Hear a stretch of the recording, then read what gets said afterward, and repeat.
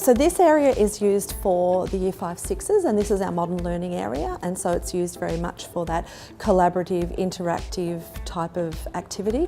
We'll have large groups of students who'll come into this space.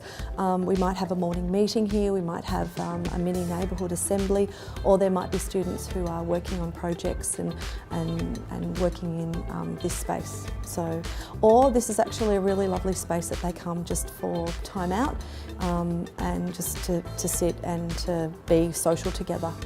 Looking at the Reggio Emilia educational project in Italy and thinking about the children's work and their research and their learning, and the fact that we actually put their work on the walls as documentation, I want that to speak. So I want the furniture to be complementary to that the furniture isn't the most dominating aspect of that. So we choose colours that are very subtle. So this is a really beautiful space, and in this area students come for perhaps some additional support and conferencing. So students are having perhaps a little bit difficulty in certain particular curriculum areas. And so our learning enrichment team work with the students in here.